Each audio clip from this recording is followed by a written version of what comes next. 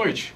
O programa Região Metropolitana em Debate de hoje está começando no momento em que há uma ebulição política em nosso país. É uma realidade, especialmente em Brasília.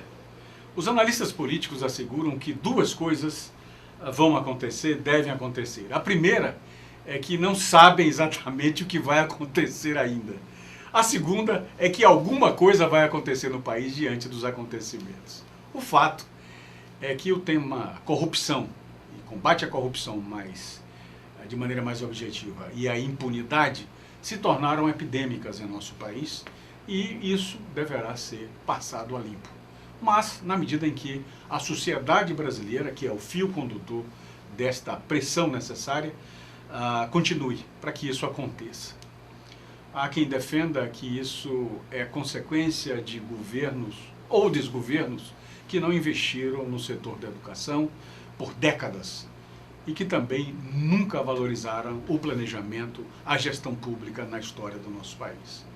O fato é que o Brasil sempre foi um país cheio de diagnósticos. Todo mundo tem diagnósticos e tudo mais, mas nunca de soluções para os nossos problemas. E nesse cenário confuso e difuso, onde as instituições estão em xeque, tanto do executivo, legislativo, como o judiciário, nós temos programados os famosos momentos da democracia, que seria, no caso desse ano, as eleições minoritárias no calendário eleitoral. Então, nós agora, em 2016, vamos ter as eleições para novos prefeitos, você já sabe, vice-prefeitos e vereadores. Eles estarão comandando os mais de 5.500 municípios do nosso país. E a classe política está em xeque. Está em xeque porque ou os políticos já são naturalmente ruins, raras exceções, ou nós estamos precisando de gestores, de administradores para conduzir os destinos dos municípios brasileiros. E o nosso convidado de hoje tem muito a ver com esse assunto, planejamento e gestão. Cláudio Souza Silva, ou Cláudio Silva, é muito conhecido, profissional, com mestrado em administração pela Universidade Federal da Bahia e também administração pública pela Universidade Complutense de Madrid, na Espanha. Logo após o intervalo, nós então vamos falar de gestão integrada, da experiência dele na área, evidentemente, de gestão pública e, por que não, também falar de política. Daqui a pouco nós estamos de volta, não saia daí.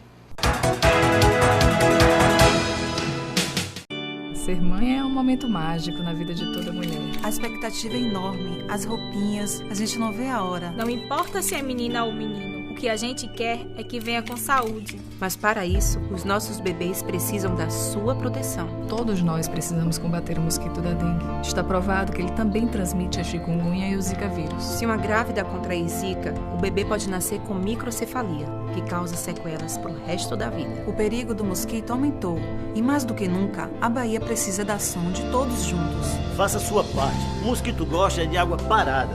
Qualquer brechinha na caixa d'água é um perigo. E a laje, já deu uma olhada hoje? Se chover, não esqueça de limpar com o rodo, viu? Tenha muito cuidado com o lixo para não acumular água. E baixe o aplicativo Caça Mosquito para denunciar os focos de difícil acesso.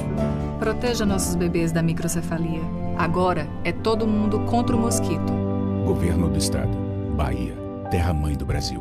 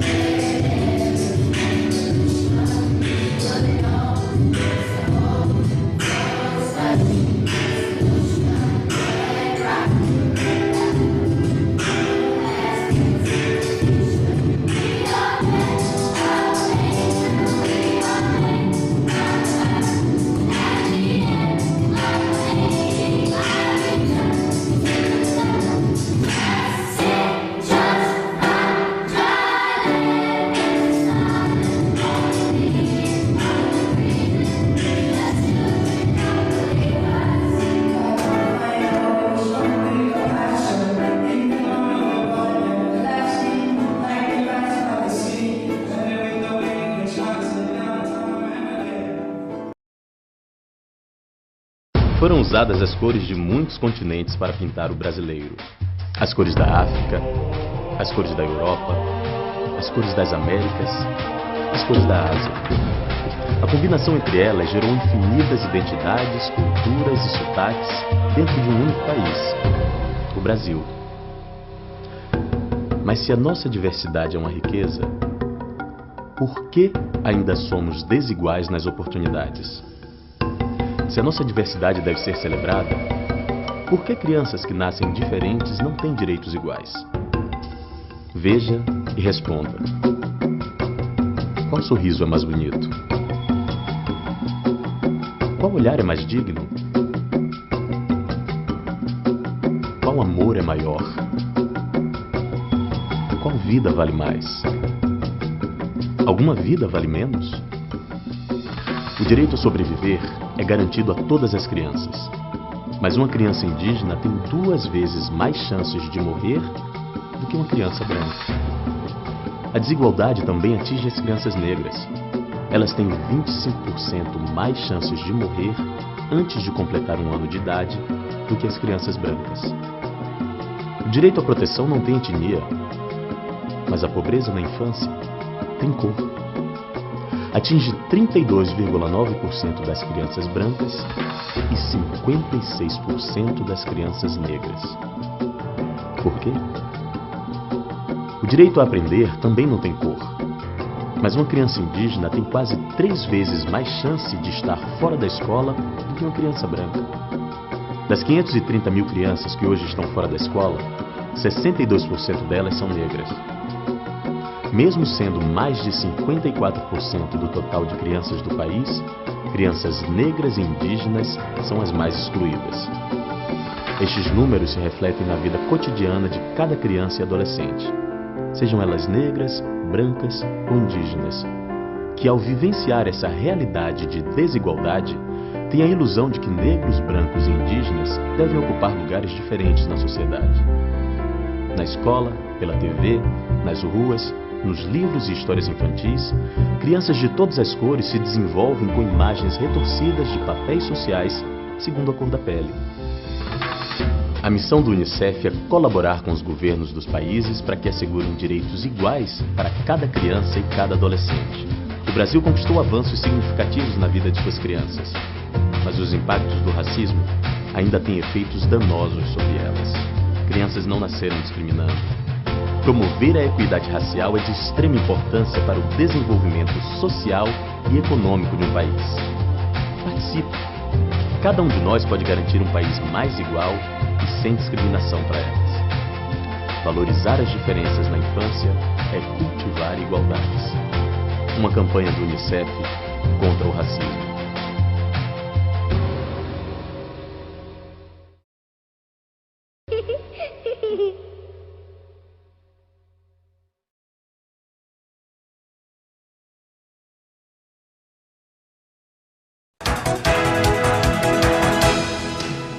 Muito bem, estamos de volta com o nosso programa de hoje. Como você sabe, a nossa região metropolitana é representada pelos municípios de Salvador, Lauro de Freitas, Simões Filho, Camaçari, Dias d'Ávila, Pojuca, São Sebastião do Passé, Candeias, São Francisco do Conde, Mata de São João, Madre de Deus, Itaparica e Veracruz. Isso significa uma população de cerca de 4 milhões de habitantes e quase 2 milhões, se não já passando disso, de eleitores. Imaginem vocês os desafios para os gestores públicos habilitados ou não a administrarem seus municípios. Isso a gente quer falar administrar de maneira competente, né? Mas, infelizmente, nós temos que imaginar também o que significa isso para nossa sociedade quando nós presenciamos a presença de incompetentes administrando as nossas cidades. Esse particular nos leva a um debate, e a gente quer abrir com o nosso convidado de hoje, para que a gente gere já de início reflexões. Dizem que quando se é profissional, o risco é menor, mas quando se é amador, o único exemplo de amador que deu certo, dizem no passado, foi um empresário chamado Amador Aguiar, que era um banqueiro muito conhecido e aqui na Bahia, e que depois foi para, me parece que um dos maiores acionistas na época do Bradesco e tudo mais. Então, o único amador que deu certo foi Amador Aguiar. Isso se coloca de maneira muito franca. Agora, imagine quando você tem um gestor despreparado para tomar conta das cidades. Terrível, porque a conta quem paga é você, sou eu, nós, não só enquanto cidadão, mas principalmente enquanto contribuinte. Eu estou com Cláudio Silva. Cláudio, é um prazer enorme recebê-lo aqui nesse programa. A gente sabe que o Brasil vive um momento de abolição. A gente está conversando hoje aqui e o cenário continua sendo uma grande interrogação. Eu espero que quem venha a ganhar com isso seja a sociedade brasileira. Boa noite. Boa noite, Rui. Para mim é um prazer estar aqui no seu programa. É importante a gente, nesse momento, fazer uma reflexão muito grande do que está acontecendo no país.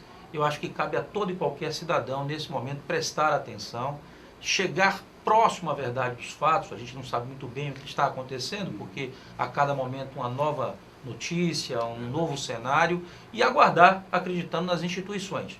Acreditar na Justiça Federal, acreditar nas instâncias policiais, no Ministério Público e também ouvir atentamente as defesas que serão apresentadas. Certamente o Brasil vai encontrar um caminho. Nós temos um país com dimensões continentais, temos uma história que já demarca no universo a importância da nossa nação, e eu tenho certeza que pelo povo que temos vamos sair mais uma vez de um problema com a dimensão que tem. Você é dos que dizem que o Brasil é sempre maior do que suas crises, né? Você vai poder continuar dizendo isso, a gente vai poder continuar dizendo isso, que o Brasil é sempre maior do que as crises que o atingem, não? O Brasil tem uma característica fundamental, é um país democrático. E onde você tem a democracia, a vontade popular prevalece.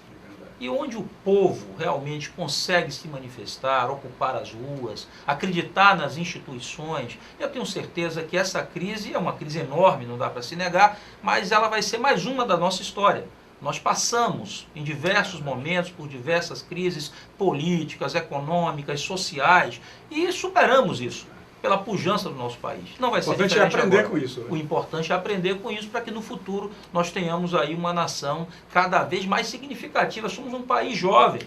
Se a gente for comparar a realidade brasileira com a realidade europeia, com a realidade do Oriente, nós somos um país muito recente. Somos um bebê. 550, 560, 570 anos. Então, assim, estamos aprendendo. E o importante é que as pessoas que estão nesse momento à frente desses processos são pessoas que a gente tem que confiar, porque elas foram guindadas a uma condição de defenderem o interesse não pessoal, mas o interesse de toda uma nação. Eu tenho certeza que isso vai se resolver muito bem através da Suprema Corte Brasileira. Sim. E vamos esperar, porque a retomada do processo econômico, porque é lamentável. Toda essa crise, ela traz um problema econômico muito grande para o Brasil. Hoje a gente já tem uma diminuição significativa de postos de trabalho. Hoje a gente não tem uma certeza muito grande do que é que existe de recursos orçamentários para botar o país novamente nos trilhos. Então, diante dessa incerteza, nós temos que acreditar na solução do problema político, da crise política e depois da retomada da economia. Então, o Brasil vai dar um jeito nessa crise sim, pelo povo que tem, pelas riquezas que tem e pela coisa mais fundamental, a fé que nós temos em transformar. Aí, Cláudio, você me remete a um novo debate e que se encaixa muito bem na nossa conversa. Veja o que está acontecendo hoje com a visão do que é a classe política. Quer dizer, a classe política nunca esteve, na história desse país, como alguns dizem, tão debilitado, de maneira tão contundente. Ou seja, as pessoas não têm confiança, não acreditam na classe política brasileira. Evidentemente, há exceções em toda a regra. Mas nesse caso, nesse momento, nesse cenário, nas manifestações, por exemplo, todas as vezes que se notou a presença de alguns políticos ou de grupos ou de políticos querendo fazer parte do movimento, que é legítimo até quanto cidadão, mas quando se sabia que o sujeito era político, se pedia que se saísse ou se afastava de alguma forma. Isso está reverberando dentro do próprio Congresso. Quer dizer, quando a gente vê uma comissão que vai estar conversando ou decidindo sobre a vida do presidente da casa, né, lamentavelmente ou não, mas que o impeachment é uma das coisas que se questiona hoje em relação ao presidente da casa, o Eduardo Cunha, onde um deputado vira para o outro e fala assim, olha, esse aqui vai virar uma suruba, desculpem os termos a vocês que nos assistem, mas a coisa chega ao ponto tal, ao escárnio, chega a que a representatividade de um congressista no Brasil hoje está tão embaixo que a gente questiona. Me diga uma coisa, os políticos administram a gestão pública no país, aqueles que têm cargos eletivos. Essa coisa pode estar se transferindo de maneira efetiva para quem vai votar nas eleições minoritárias, por exemplo, que estão no calendário para outubro agora. Isso significa que aqueles que são empresários, aqueles que são jovens dedicados, que não têm a expertise ou que não têm, digamos assim, o vírus da política inoculado no seu dia a dia, essas pessoas podem estar sofrendo com isso. Há partidos hoje que estão praticamente sendo banidos no final desse território. Então, qual é a sua opinião e a sua avaliação sobre isso? O eleitor vai estar acreditando no político ainda ou não? Rui, a política é o caminho. Nós temos um sistema, que é um sistema fundamentado em 3 poderes. Um dos poderes é o poder legislativo e, obviamente, tem que existir o voto. O cidadão tem que escolher o seu representante. Não dá para a gente ter 200 milhões de pessoas dando opinião. Eu tenho que ter o meu representante nesse sistema bicameral que nós temos. O problema é que não houve uma renovação ao longo dos anos.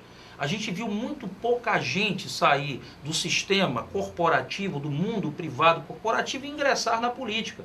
Nós vimos poucos jovens dizendo, eu serei político no futuro, eu serei um governador, eu serei um prefeito, eu serei um deputado. Os jovens pensam em ser empresários, eles pensam em ser empregados ou até autônomos, artistas, mas dificilmente você ouve de um jovem dizer, eu serei um homem de vida pública. Via de regra, são jovens que já vêm de uma linhagem pública. Então, normalmente tem um avô, tem um pai, tem um tio, tem um primo, ou seja, é um DNA político. A política ficou muito afastada da realidade das bases da sociedade. E isso fez com que, obviamente, os nossos representantes fossem sempre os mesmos, não houvesse uma renovação e, obviamente, onde você não tem uma renovação, você tem um cansaço do modelo. Existe uma fadiga do modelo político hoje com os representantes que aí estão. E aí é muito simples. O cidadão ainda acredita que o modelo político que está em vigor é aquele do discurso. E aí tenta aproveitar de um momento, que é um momento de manifestação, onde as pessoas querem a passeata na rua. Elas não querem um político em cima de um trio fazendo um discurso, como nós vimos recentemente um político histórico da Bahia ser vaiado, e seria vaiado porque subiria ali para ditar palavras de ordem e de alguma maneira colocar a sua opinião naquilo que é desnecessário. Porque as pessoas que foram para lá, elas foram dentro de um modelo que se exauriu, em que ele faz parte também do mesmo modelo que se exauriu. Então, o que é preciso nesse momento é ter Mas você não atrela isso à má gestão. Não, a questão da gestão, ela fica, eu diria, de uma forma paralela, mas não necessariamente misturada, né? Existe um processo, na hora que você elege o político e ele vai para o poder executivo, que ele deveria se desvencilhar do processo político. Ele deveria, obviamente, infelizmente, há que se ter um relacionamento com o sistema legislativo e com o sistema judiciário, porque o processo faz parte e o país é gerido com as 3 casas, a verdade é essa. Mas o gestor, ele tem que ter uma preocupação com programas de governo. Não só aquilo que ele prometeu na campanha, mas aquilo que naquele instante acaba sendo necessário, desconhecido às vezes durante a campanha, mas em função do processo de evolução da sociedade, das novas tecnologias, até mesmo de uma catástrofe, o gestor tem que agir rapidamente e criar um programa de governo para resolver aquela questão. E esta capacidade vai estar não somente na sua habilidade política, de saber chamar a Câmara, seja dos vereadores, dos deputados, da Assembleia Legislativa, para aprovar uma lei ou modificar um dispositivo legal. Não. Vai estar na sua capacidade também de escolher bem os seus gestores, a sua equipe, aqueles que vão ter não só a capacidade técnica, mas o amor àquela dimensão, a causa pública e a aquela responsabilidade. dimensão pública que se toma naquele seu segmento. Então não dá para você pensar que nós temos políticos hoje, é bem verdade isso, que assumem determinados cargos já preocupados com o cargo futuro. Eu quero ser prefeito da cidade porque é o melhor caminho para ser governador.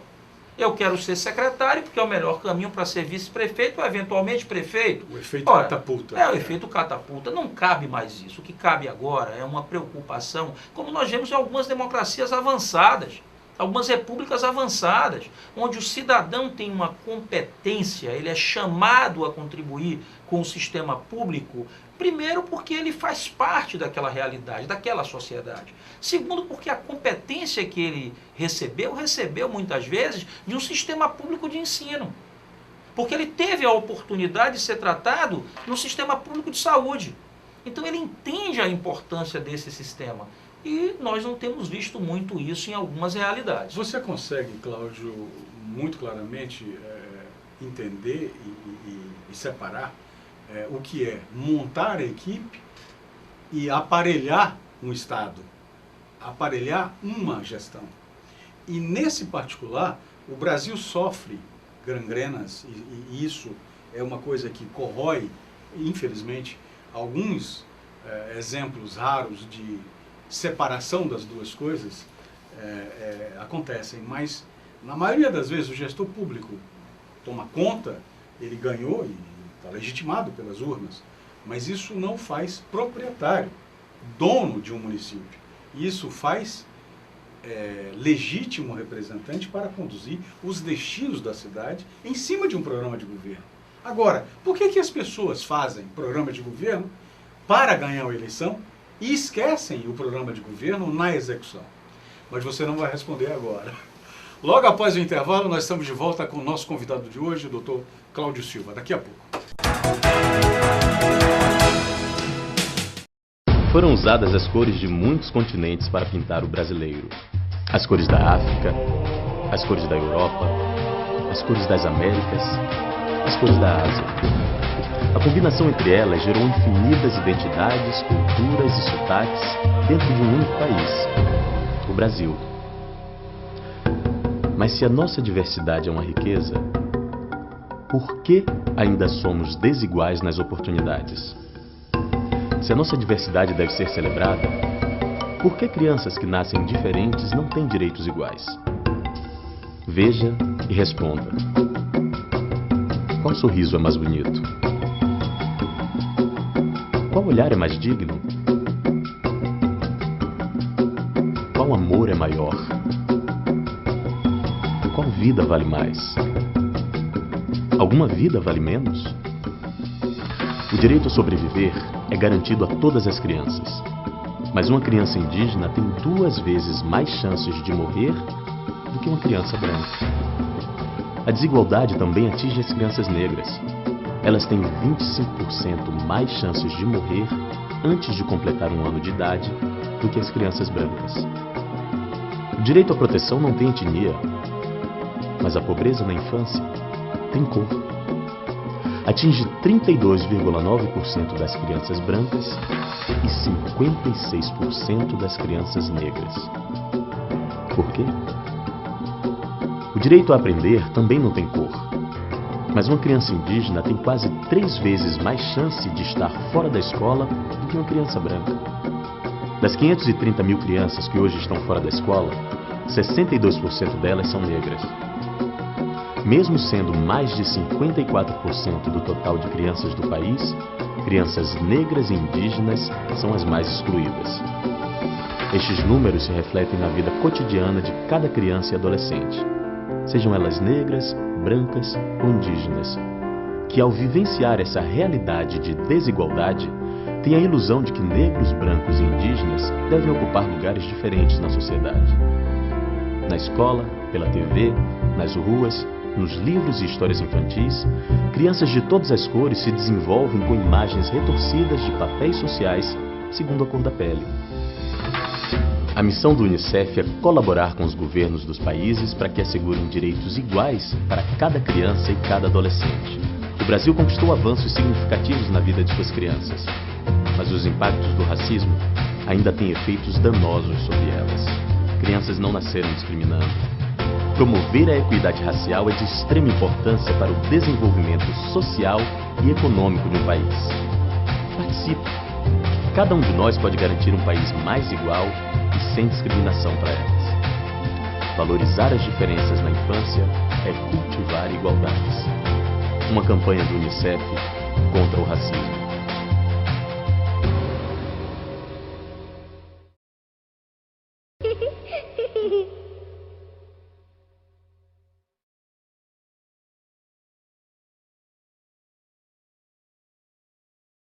Ser mãe é um momento mágico na vida de toda mulher. A expectativa é enorme, as roupinhas, a gente não vê a hora. Não importa se é menina ou menino, o que a gente quer é que venha com saúde. Mas para isso, os nossos bebês precisam da sua proteção. Todos nós precisamos combater o mosquito da dengue. Está provado que ele também transmite a chikungunya e o zika vírus. Se uma grávida contrair zika, o bebê pode nascer com microcefalia, que causa sequelas para o resto da vida. O perigo do mosquito aumentou e, mais do que nunca, a Bahia precisa da ação de todos juntos. Faça a sua parte. O mosquito gosta de água parada. Qualquer brechinha na caixa d'água é um perigo. E a laje, já deu uma olhada hoje? Se chover, não esqueça de limpar com o rodo, viu? Tenha muito cuidado com o lixo para não acumular água. E baixe o aplicativo Caça Mosquito para denunciar os focos de difícil acesso. Proteja nossos bebês da microcefalia. Agora é todo mundo contra o mosquito. Governo do Estado. Bahia, terra-mãe do Brasil.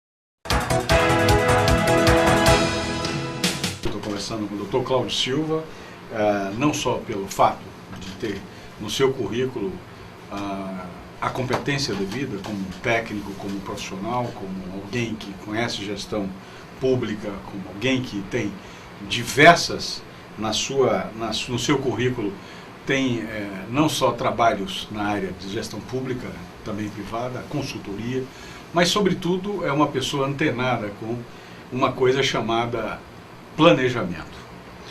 Planejar, dizem que é, acima de tudo, reduzir riscos, eliminar o máximo possível os riscos. Acontece que há uma relação direta entre teoria e prática.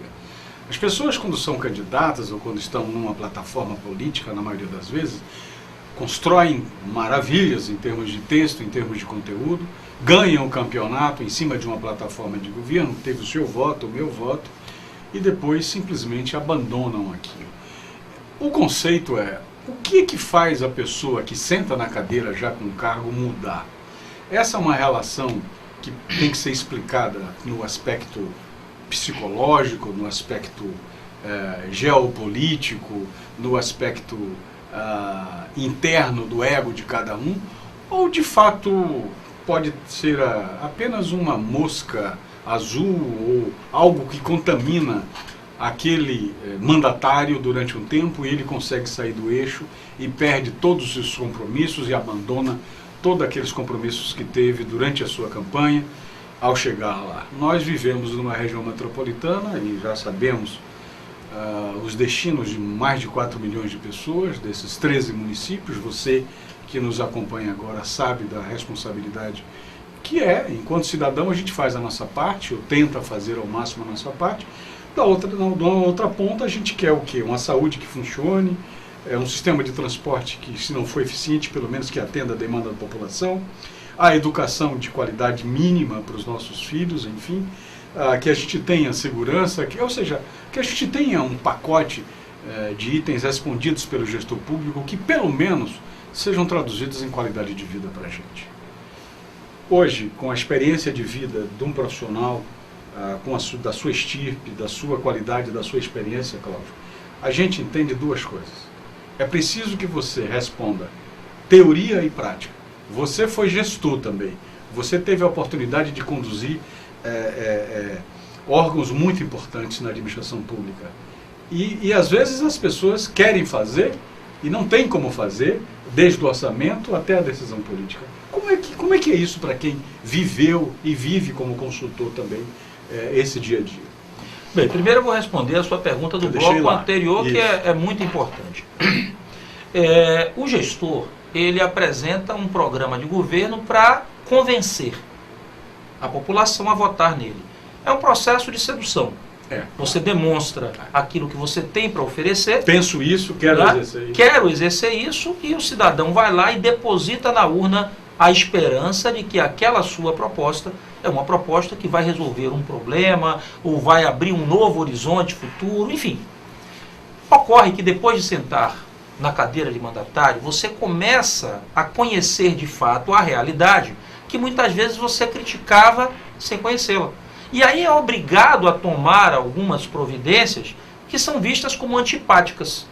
Mas ora, por que no momento anterior, quando você fazia campanha, você não se debruçou sobre essas questões? Porque certamente você perderia o voto. O que está acontecendo no Brasil de hoje?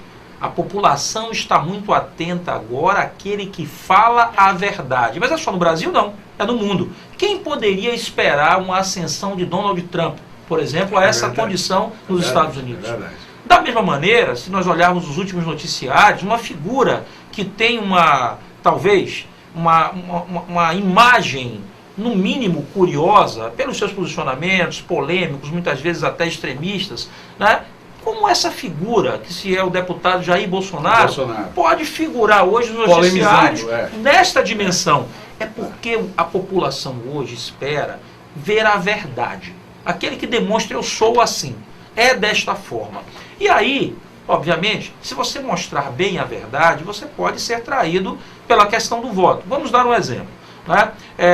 Existe um determinado grupo político que é acusado de que sempre que assume o poder, ele faz uma ligeira confusão entre o que é a estrutura de governo e o seu pensamento político, empresarial, econômico, social. Não é bem assim que a coisa funciona. A estrutura de governo está ali para cumprir o plano de governo que você apresentou. Perfeito. As suas relações laterais, elas não podem, obviamente, contaminar, né, o plano de governo. E aí, a grande esperança que a população tem são os órgãos de controle, os órgãos fiscalizadores, o Tribunal de Contas, o Ministério Público, que é quem está dando agora, nesse momento, a demonstração de que existe realmente um caminho. Diziam assim: ora, por que o Ministério Público, o Tribunal de Contas, tem aqueles técnicos lá, tem aqueles, né, gestores que têm bons salários? Para momentos como esses, eles atuarem em defesa da nação. Nós vamos observar um caso recente agora na nossa capital. Não é? O Ministério Público interpelando a administração municipal, porque houve uma denúncia, não sei se é verdade, se não é, de que o mandatário da cidade estava realizando reuniões políticas, político-partidárias, dentro da estrutura pública municipal. Isso é inadmissível. Então, é claro que aqueles gestores que estão ali fazem parte de um grupo político, mas o local de se fazer reunião política é na sede do partido, político-partidária, é na sede do partido.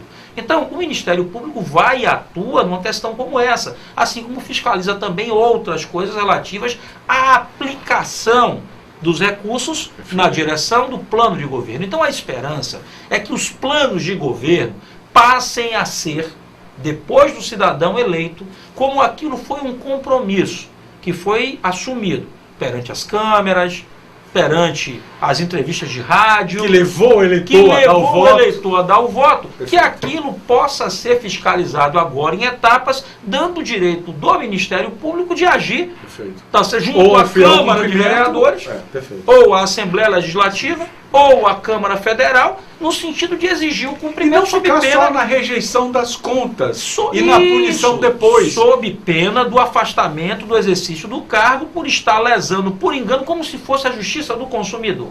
Propaganda enganosa. Você prometeu, não cumpriu, agora você se afasta. Porque é fácil você dizer, não vou mexer em impostos. Você assume e aumenta os impostos. Não vou permitir o Uber na cidade. Perfeito. Passa a eleição, você permite? Bom, não é bem assim. Então, o que é necessário é que a gente entenda que a administração, as administrações municipais, elas estão convergindo agora para interesses que extrapolam a dimensão geográfica da cidade.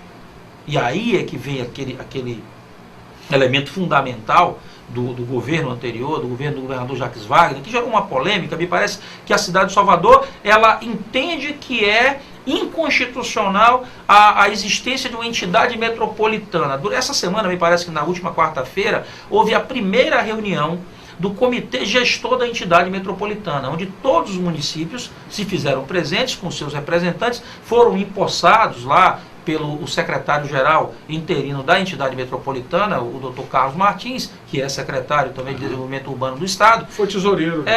Na verdade, ele foi secretário da Fazenda do último governo. E na campanha de Wagner. Também é alguém ligado ao grupo político do ex-governador Jacques Wagner, do mesmo partido. Só que, esquecendo a questão partidária, todos os municípios da região metropolitana estavam lá presentes, exceto Salvador.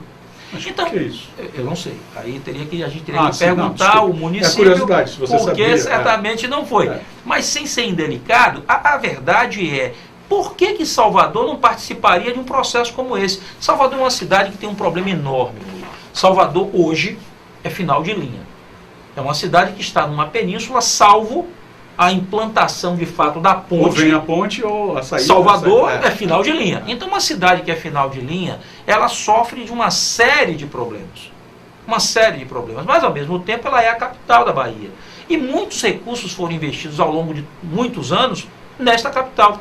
Então se você parar ali, um prefeito de Salvador dizia o seguinte: você quer conhecer a realidade da saúde na Bahia? Você fique no acesso norte da cidade às 5 horas da manhã. Você vai ver a quantidade de ambulâncias que adentra a cidade. Por que isso? Então é preciso ter esse pensamento metropolitano.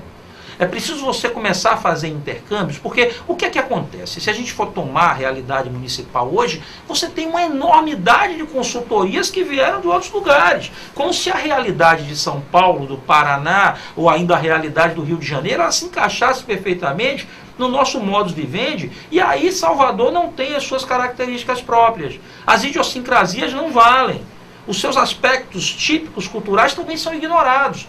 Então, é preciso que a gente pense de uma forma metropolitana. Ou seja, o Made in Bahia não funciona? Não merece crédito? Tem que funcionar. E aí você vai e diz assim, olha, Matas de São João tem um exemplo bom de educação. Por que não avaliar esse exemplo e, de alguma maneira, dar essa dimensão devida? No Salvador tem uma experiência grande no sistema público fazendário. Por que não colocar esse sistema público fazendário à disposição das outras cidades do entorno e esperar sempre que uma entidade de fora, seja uma universidade de fora da Bahia, importar modelos. Então, isso não cabe mais. Nós já temos uma maturidade muito grande, temos experiências significativas e gestores capacitados. O que precisa é que esses gestores tenham autonomia. Autonomia para quê? Para criar esses modelos de forma integrada. integrada como numa entidade que está pensando de forma metropolitana. E aí você vai escolher o melhor lugar para colocar um hospital. Será que o hospital na BR-324, na altura ou de Candeias, ou de Simões Filho, ou de algum outro município ali na região metropolitana, não seria melhor do que você... Não seria melhor do que você adensar a cidade de Salvador? E junto a isso, com esse esforço enorme que está sendo feito de mudança do sistema de mobilidade, eu criar um trânsito rápido para tirar o cidadão de Salvador, seja por um metrô integrado com o trem e levar até esse hospital nessa outra cidade, é muito simples a gente entender, Rui. Salvador deve ter aproximadamente 700, 710 quilômetros quadrados. São Desidério tem mais de 4.000. São Desidério é muito maior do que Salvador. E o prefeito de São Desidério tem que ser prefeito para toda a cidade. Ele tem que se preocupar com a saúde lá, do ponto onde ele está, quilômetros de distância. Claro. Então, eu posso... Eu lembrei agora de Formosa do Rio Preto. É o maior município da Bahia. É o maior município da Bahia. Imagina isso. Raciocinar, então, chegar o recurso público em todos os cantos. Então, eu não posso pensar que Salvador é uma ilha. Eu não posso planejar Salvador pensando em fazer um plano diretor que isole a cidade como se os investimentos fossem chegar todos ali. Não é verdade. Aquela política de cidades dormitório em que as pessoas trabalhariam em Salvador, isso acabou. A quantidade de pessoas que se deslocam hoje em dia requer um esforço de mobilidade fantástico. E que nesse capítulo o governo do estado tem feito um esforço muito grande. Com recursos do governo federal, é bem verdade? Então, por que não juntar esses esforços? Por que a gente ouve um completo silêncio da administração municipal da capital, sem nenhum tipo de crítica direta, a respeito da ponte? Você não vê absolutamente nenhum comunicado nesse sentido, nenhum esforço, nenhum abraço, vamos buscar esses recursos, como de repente você vê na hora que se trata de uma ação pontual, de uma pequena reforma, de uma obra de infraestrutura que vai passar, que com o tempo vai passar. E pensar adiante, a preocupação com o futuro. O futuro está em pensar grandes obras de integração de uma região que já conurbou. Você hoje não sabe quando você está em Salvador ou quando já entrou em Lauro de Freitas. Tem regiões, inclusive, no caso da Itinga, em Lauro de Freitas, que metade da casa está em Salvador, metade está em Lauro de Freitas. Então, assim, como resolver essa questão? Você imaginando que uma determinada administração pode se fechar e dizer: não, aqui é a minha cidade, os recursos têm que vir todos para cá. Não é bem verdade. Porque eu tenho certeza que aproximadamente 20 ou 30% da população que circula em Salvador vem diariamente desses municípios do entorno.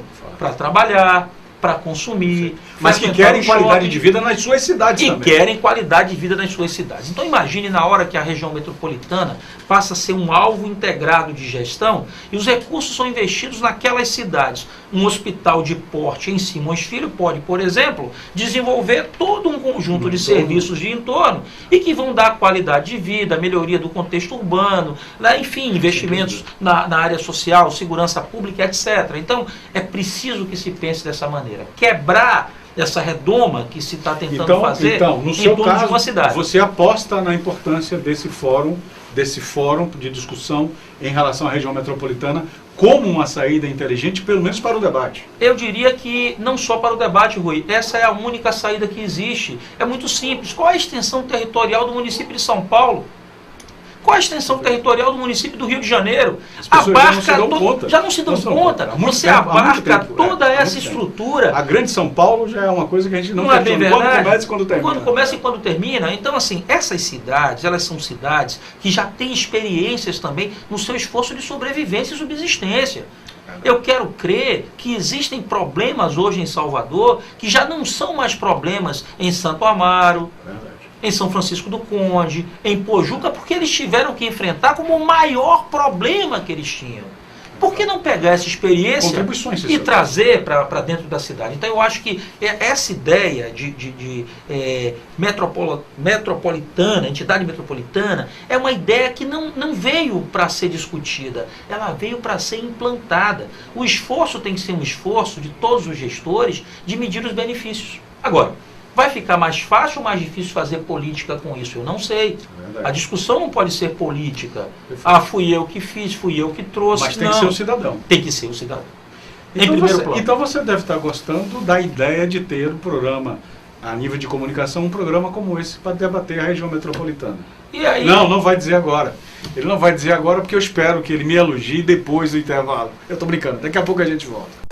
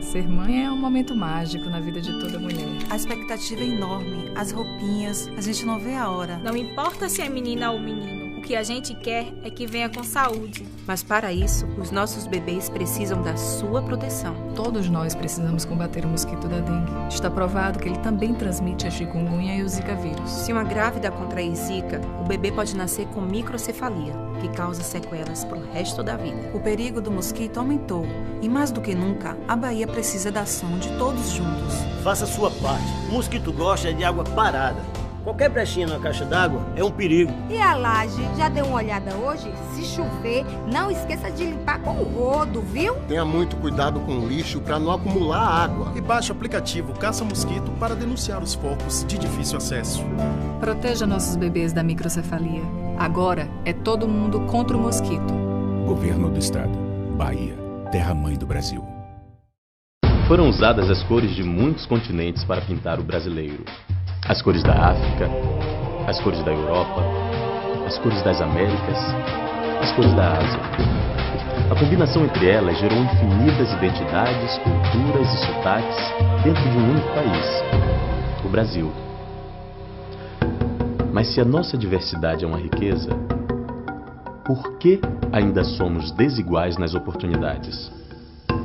Se a nossa diversidade deve ser celebrada, por que crianças que nascem diferentes não têm direitos iguais? Veja e responda. Qual sorriso é mais bonito? Qual olhar é mais digno? Qual amor é maior? Qual vida vale mais? Alguma vida vale menos? O direito a sobreviver é garantido a todas as crianças. Mas uma criança indígena tem 2 vezes mais chances de morrer do que uma criança branca. A desigualdade também atinge as crianças negras. Elas têm 25% mais chances de morrer antes de completar 1 ano de idade do que as crianças brancas. O direito à proteção não tem etnia, mas a pobreza na infância tem cor. Atinge 32,9% das crianças brancas e 56% das crianças negras. Por quê? O direito a aprender também não tem cor, mas uma criança indígena tem quase 3 vezes mais chance de estar fora da escola do que uma criança branca. Das 530 mil crianças que hoje estão fora da escola, 62% delas são negras. Mesmo sendo mais de 54% do total de crianças do país, crianças negras e indígenas são as mais excluídas. Estes números se refletem na vida cotidiana de cada criança e adolescente, sejam elas negras, brancas ou indígenas, que ao vivenciar essa realidade de desigualdade, têm a ilusão de que negros, brancos e indígenas devem ocupar lugares diferentes na sociedade. Na escola, pela TV, nas ruas, nos livros e histórias infantis, crianças de todas as cores se desenvolvem com imagens retorcidas de papéis sociais segundo a cor da pele. A missão do UNICEF é colaborar com os governos dos países para que assegurem direitos iguais para cada criança e cada adolescente. O Brasil conquistou avanços significativos na vida de suas crianças, mas os impactos do racismo ainda tem efeitos danosos sobre elas. Crianças não nasceram discriminando. Promover a equidade racial é de extrema importância para o desenvolvimento social e econômico de um país. Participe! Cada um de nós pode garantir um país mais igual e sem discriminação para elas. Valorizar as diferenças na infância é cultivar igualdades. Uma campanha do UNICEF contra o racismo.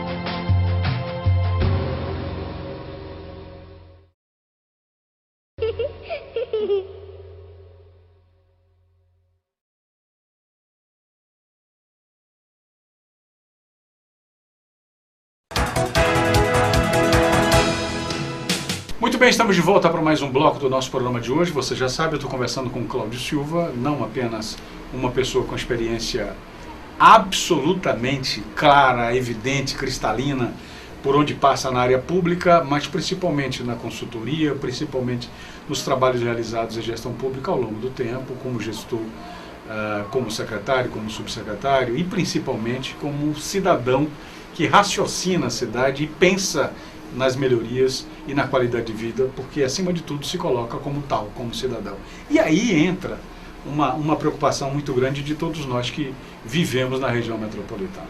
Quando a gente fala em problemas comuns, é porque segurança, saúde, educação, quer dizer, transporte público, essas questões todas atingem a todo mundo que mora no Brasil inteiro, mas principalmente no caso das regiões metropolitanas que são adensadas. O nosso caso, nós estamos falando em 4 milhões, ainda é uma coisa relativamente pequena, 2 milhões de eleitores também pode até se considerar algo pequeno numericamente em relação ao mercado eleitoral, mas é importante e interessante colocar duas coisas. Nós estamos convivendo hoje com uma sociedade que tem pressa.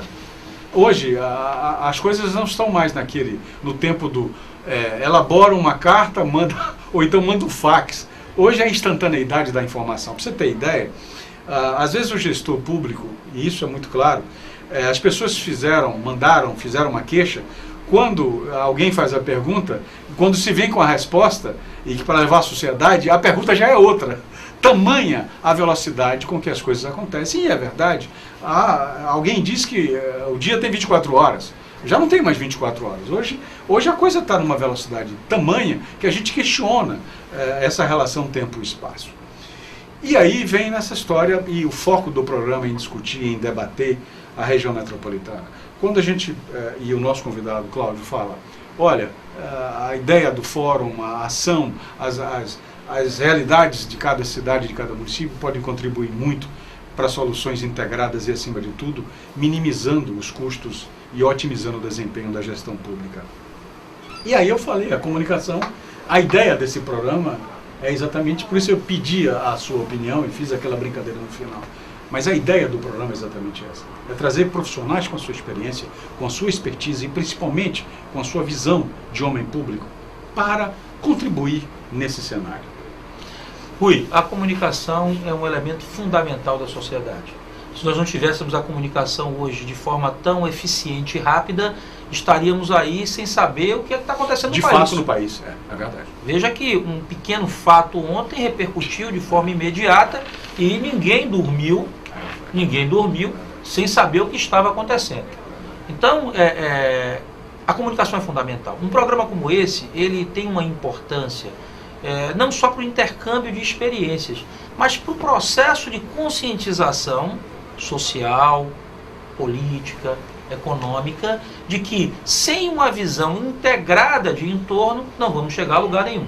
É claro que nas suas entrevistas você deve trazer pessoas aqui que apresentam experiências, né, das suas cidades, das suas realidades pontuais, mas cabe a quem está do outro lado verificar qual é o nível, através de uma reflexão, qual é o nível de adaptabilidade que tem aquilo à sua realidade. E muitas vezes até economizar recursos aproveitando aquilo que já foi pensado. Esse é o grande caminho. Economizar, trilhando o caminho que já foi trilhado, ou seja, atingindo a eficácia. Então, eu acho que, indubitavelmente, é um programa que tem tudo para crescer cada vez mais em audiência. Até porque, obviamente, a gente sabe que não dá para eu dizer mais hoje, eu sou morador de Salvador, eu vivo Salvador. Porque eu posso ser morador de Salvador, trabalhar em Lauro de Freitas e ir à praia, por exemplo, em Caboto. Perfeito. Então, esse esforço, essa relação, e cada vez mais com a facilidade que esses investimentos de mobilidade podem vir a dar, eu vou conseguir sair da Cidade Baixa e chegar em Piatã, com esse sistema viário novo da 29 de março, de uma forma muito rápida. Então a minha praia não passa a ser mais somente a Praia da Ribeira. Eu posso usar também a orla alta da cidade e vice-versa. Acredito até que vai sair ganhando quem sair da orla alta para ir para a orla baixa, porque a paisagem lá é muito mais bonita. Sofre de alguns problemas, sem dúvida, de saneamento básico, mas que podem ser resolvidos ao longo do tempo, com investimentos, e cabe a cada governo perseguir isso daí.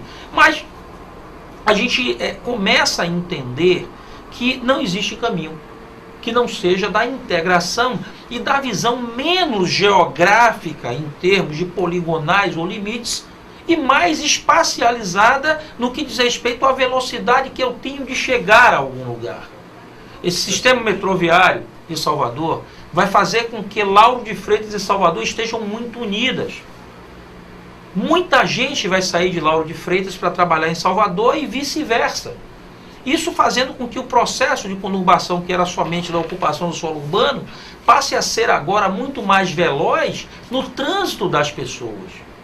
Perfeito. Inevitavelmente esse metrô também vai subir pelo litoral norte. Não tem a menor dúvida, é questão de tempo, e também na direção de Simões Filho. Então, e nós temos alguns investimentos já consolidados, o sistema ferroviário que nasce ali na calçada, ele está espalhado, ramificado, pode ser que algum dia se aproveite essa estrutura para você levar e trazer passageiros, não somente fazer o transporte de cargas. Então, a gente sabe que as cidades estão mudando. E aquele que não acompanhar esse processo de mudança, inclusive no que diz respeito aos seus programas, comportamento político, comportamento de gestão, vai ficar para trás e será substituído. Você hoje criar uma realidade em si mesmada de que a sua cidade tem que ser o foco do investimento, você está trazendo um problema. Porque se você consegue colocar no entorno da cidade aquelas estruturas que vão atingir, né, e beneficiar as pessoas de forma regional. Você pode tirar a carga, deixar de pensar o ganho para mim, para o ganho para todos. O ganho para todos, é claro. E aí você começa a entender que administrar uma cidade, sobretudo uma cidade como Salvador. Salvador é uma cidade, tá? A gente costuma dizer poeticamente uma cidade-nação, mas é uma cidade-estado, porque é uma cidade onde as interferências em Salvador, as medidas que são tomadas na cidade, elas repercutem além da região metropolitana, inclusive. Sem dúvida, além da região metropolitana, inclusive. Então, assim, pensar gestão hoje para uma cidade é pensar fundamentalmente a cidade, mas pensar também o seu entorno. Não só como cidades satélites, mas como aquele todo que se forma numa velocidade enorme, que é a velocidade do sistema de transporte. E tem que se pensar de maneira apartidária ou suprapartidária. Não se pode pensar Salvador, não se pode pensar qualquer um desses 13 municípios que nós estamos conversando aqui e que o nosso programa atende e de alguma forma passa informações que eu acho experiências muito importantes, mas as pessoas não podem raciocinar meu território mais. Eu não posso dizer, mas esse é o meu território, é a minha preocupação. Pode e é até a sua responsabilidade enquanto gestor, mas você não pode pensar isso, meu partido quer isso, eu vou fazer aquilo que está determinado pelo meu partido. Você tem que raciocinar o que é que a sociedade precisa.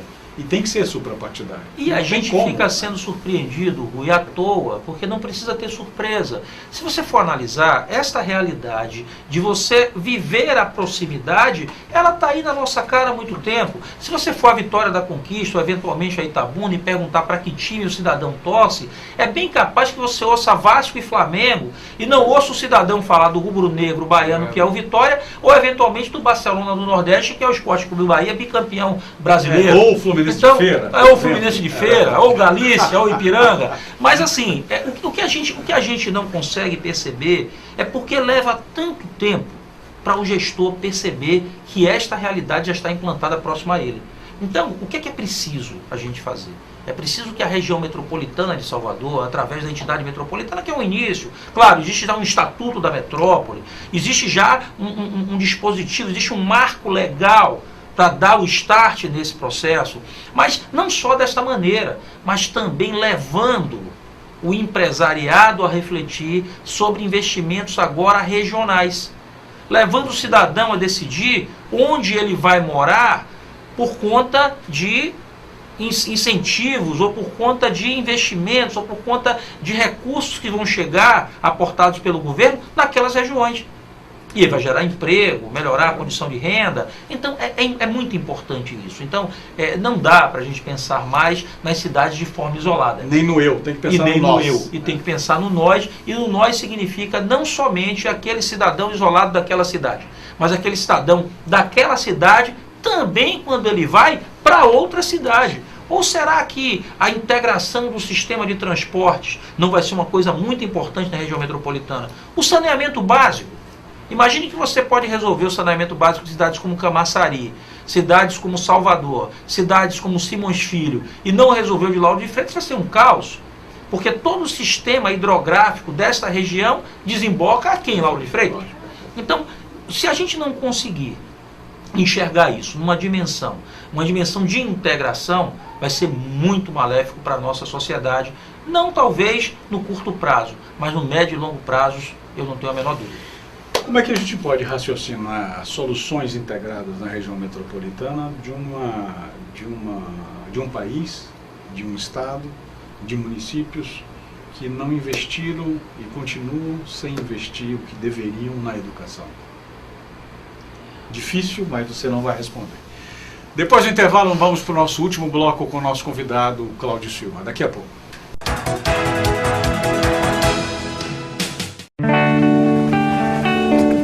Obrigada por proteger os animais. Obrigado por diminuir as queimadas. Obrigada por lutar contra o aquecimento global. Obrigada por preservar a Amazônia. Obrigado pelo ar limpo.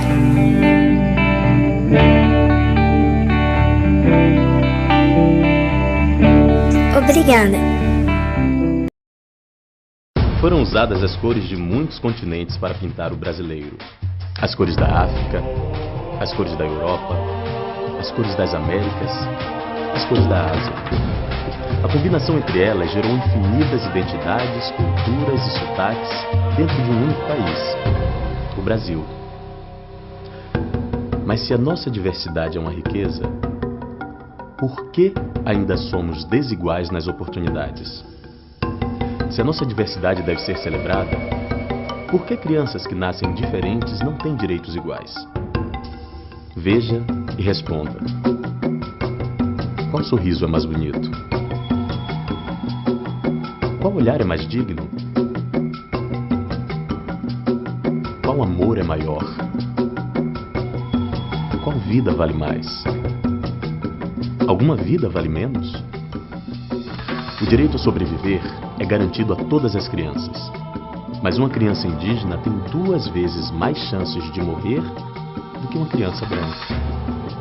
A desigualdade também atinge as crianças negras. Elas têm 25% mais chances de morrer antes de completar 1 ano de idade do que as crianças brancas. O direito à proteção não tem etnia, mas a pobreza na infância tem cor. Atinge 32,9% das crianças brancas e 56% das crianças negras. Por quê? O direito a aprender também não tem cor, mas uma criança indígena tem quase 3 vezes mais chance de estar fora da escola do que uma criança branca. Das 530 mil crianças que hoje estão fora da escola, 62% delas são negras. Mesmo sendo mais de 54% do total de crianças do país, crianças negras e indígenas são as mais excluídas. Estes números se refletem na vida cotidiana de cada criança e adolescente, sejam elas negras, brancas ou indígenas, que ao vivenciar essa realidade de desigualdade, têm a ilusão de que negros, brancos e indígenas devem ocupar lugares diferentes na sociedade. Na escola, pela TV, nas ruas, nos livros e histórias infantis, crianças de todas as cores se desenvolvem com imagens retorcidas de papéis sociais segundo a cor da pele. A missão do UNICEF é colaborar com os governos dos países para que assegurem direitos iguais para cada criança e cada adolescente, O Brasil conquistou avanços significativos na vida de suas crianças, mas os impactos do racismo ainda têm efeitos danosos sobre elas. Crianças não nasceram discriminando. Promover a equidade racial é de extrema importância para o desenvolvimento social e econômico de um país. Participe. Cada um de nós pode garantir um país mais igual e sem discriminação para elas. Valorizar as diferenças na infância é cultivar igualdades. Uma campanha do UNICEF contra o racismo.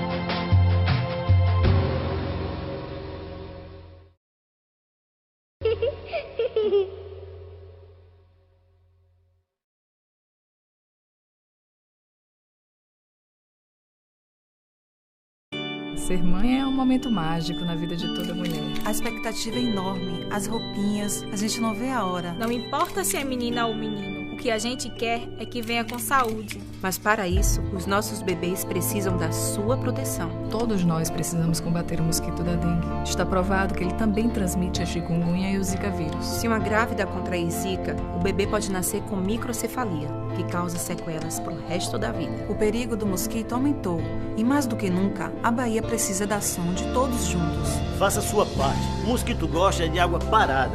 Qualquer brechinha na caixa d'água é um perigo. E a laje, já deu uma olhada hoje? Se chover, não esqueça de limpar com o rodo, viu? Tenha muito cuidado com o lixo para não acumular água. E baixe o aplicativo Caça Mosquito para denunciar os focos de difícil acesso. Proteja nossos bebês da microcefalia. Agora é todo mundo contra o mosquito. Governo do Estado. Bahia, terra-mãe do Brasil. Muito bem, estamos chegando ao último bloco do nosso programa. Eu sei, você vai querer mais informações, vai querer que esse bate-papo se amplie. Eu tenho a oportunidade de convidar novamente Cláudio Silva para estar conosco mais adiante. Mas o mais importante é exatamente essa oportunidade que nós estamos tendo de abrir a agenda dele, de poder conversar francamente e principalmente as contribuições e análises dele em relação a uma série de coisas que, evidentemente, tem muito a ver com o nosso dia a dia, com a qualidade de vida de todo mundo, porque isso nos une.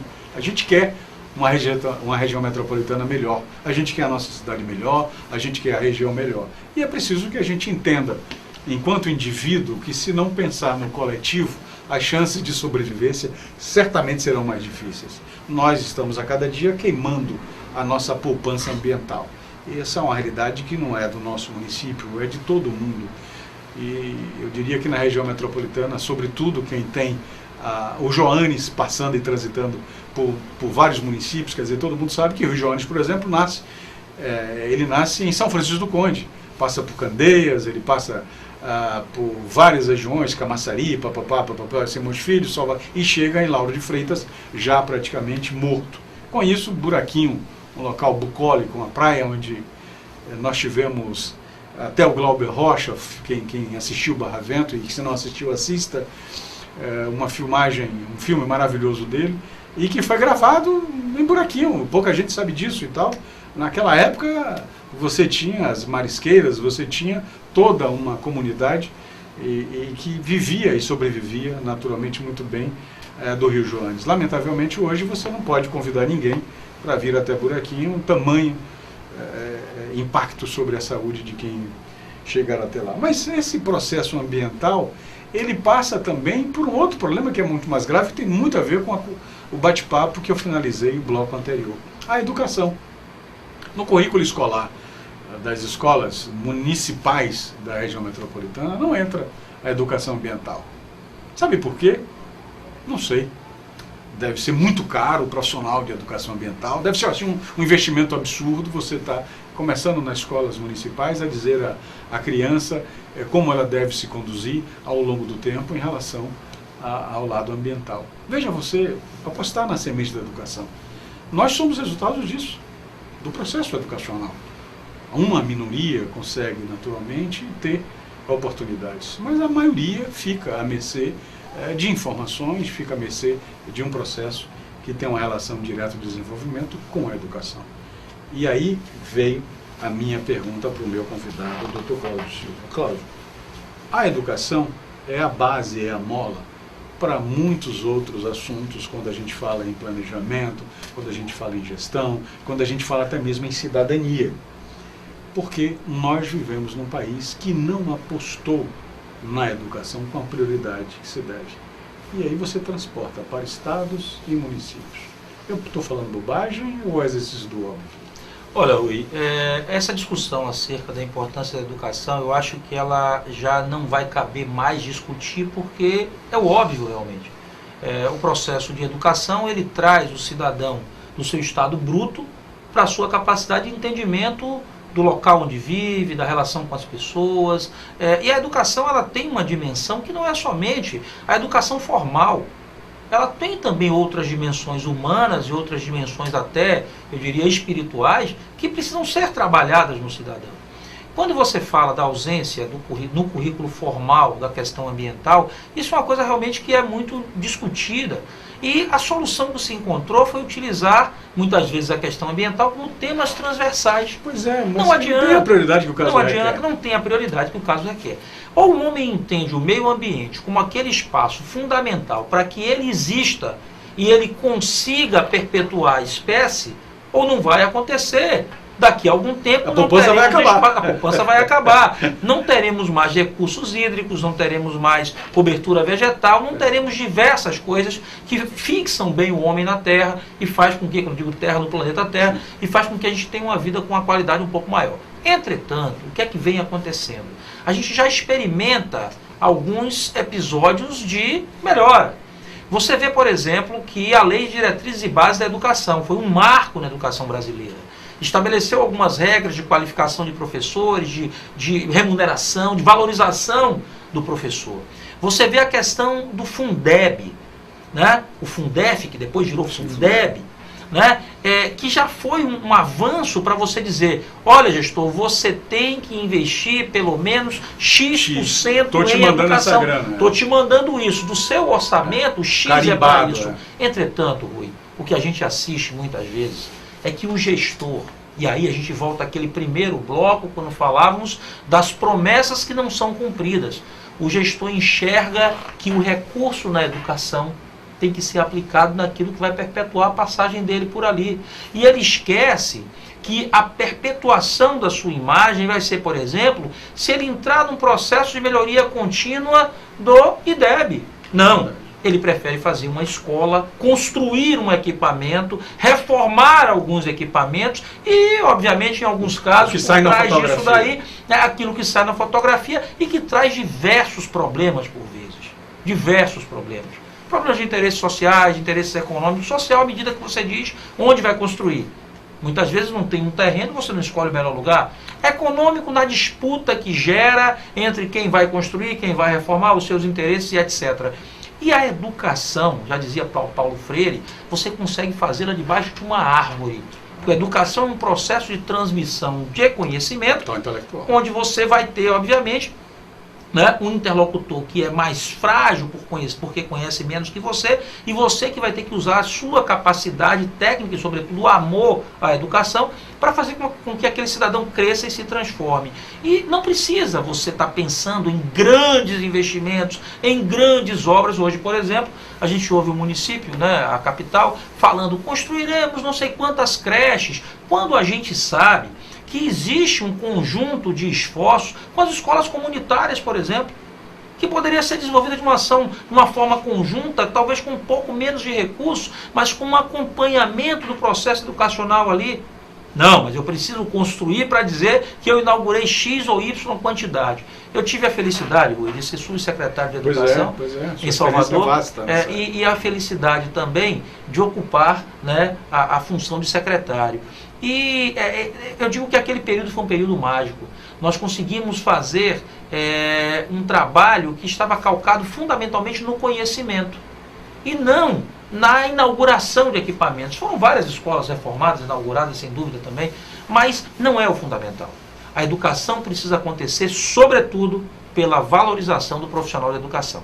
Quando você vê um sistema público de ensino em greve, e que você vê a pauta de reivindicações dos profissionais de educação, não é somente salário não, eles querem condições de trabalho. E as condições de trabalho muitas vezes não estão ali colocadas porque existe a ausência de material didático, existe a ausência de material de apoio, existe a ausência de um equipamento de refrigeração ou de um projetor, porque muitas vezes o gestor optou por construir uma mega escola num outro lugar ou uma nova quadra quando bastava simplesmente reformar a que já estava ali. Então a educação é o caminho, a educação é o único caminho. Ou se investe nesse país em educação, ou se investe nesse país na consciência dos gestores de que é preciso se investir em educação, ou nós não teremos não seremos um uma grande futuro, nação. não seremos uma grande nação. Evidentemente, há a oportunidade da gente mudar um pouco, aproveitando a sua presença, porque seu nome foi especulado, e aí independe, evidentemente, do convidado. Eu tenho que aproveitar como comunicador para fazer a pergunta que já lhe fizeram. Nessa história de candidatos ou de pré-candidatos à Prefeitura de Salvador, seu nome já foi citado em alguns veículos de comunicação como sendo um nome apontado para a sucessão de 2016. Isso é verdade? O que há de verdade nisso? Eu costumo dizer, quando me perguntam isso, que você não pode ser candidato de si mesmo.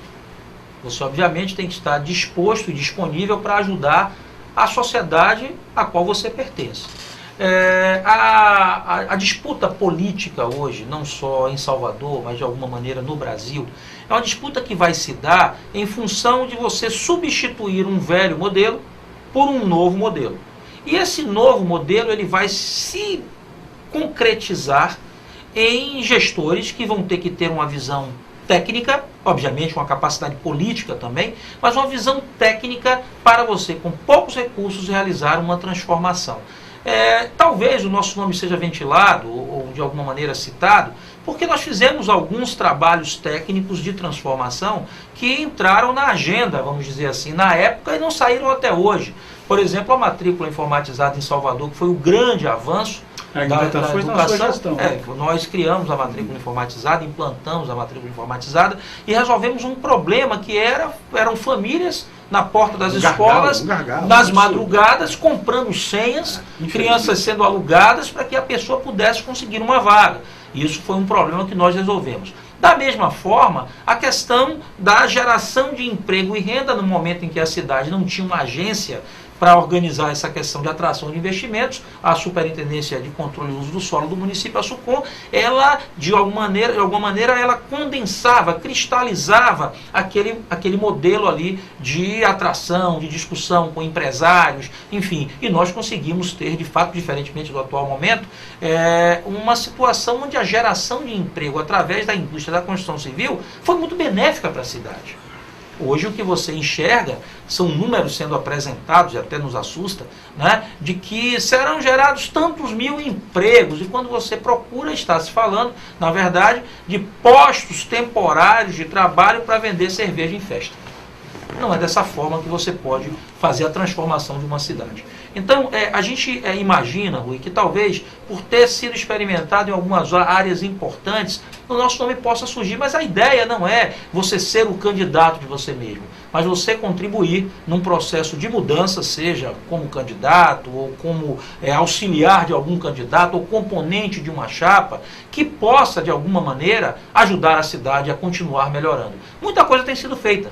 E eu tenho dito o seguinte, o que nós estamos experimentando na região metropolitana é um momento novo, que vai ser copiado por outros locais na própria Bahia, que vão se situar e criar as suas regiões metropolitanas. Por enquanto estamos falando da de Salvador, mas poderá surgir a região metropolitana ali do Oeste, a região metropolitana ali do Baixo Sul, a região metropolitana do Sertão, do Extremo Sul, né? Do Extremo Sul. Então é importante que as pessoas acreditem nisso, né, e que elas se coloquem à disposição, sejam como técnicos, sejam como candidatos a um modelo de gestão inovador, mas sempre pensando o seguinte: ninguém constrói uma cidade sozinho.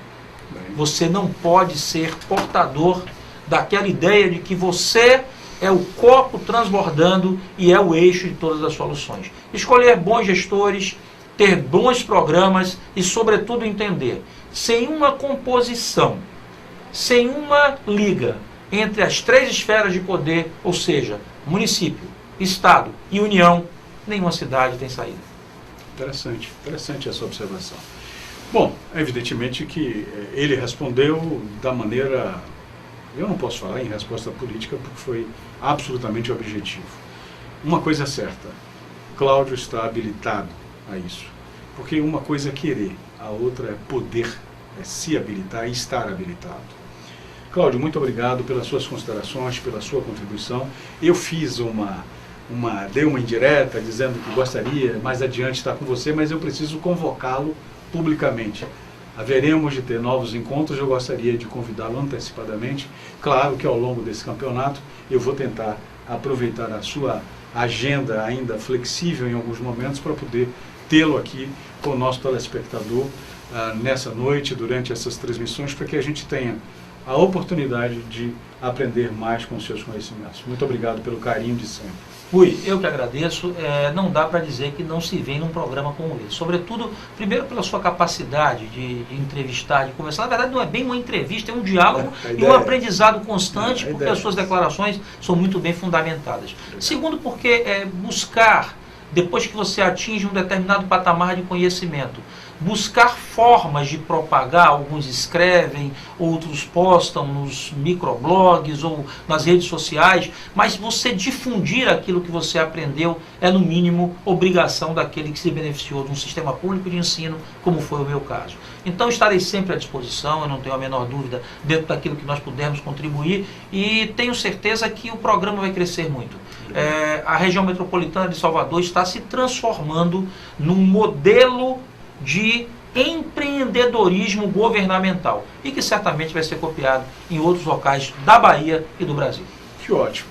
A ideia é exatamente essa, renovando os meus agradecimentos a você pelo carinho que tem nos dado, a audiência, que é muito importante na TV, durante os nossos pronunciamentos e também nos sites onde esse programa também é exibido, mas principalmente assumir aquele compromisso de, no próximo programa, na próxima semana, ter mais um convidado especial com a competência que nós acabamos de ver. Muito obrigado pelo carinho e até o nosso próximo bate-papo aqui no Região Metropolitana em Debate. Até lá!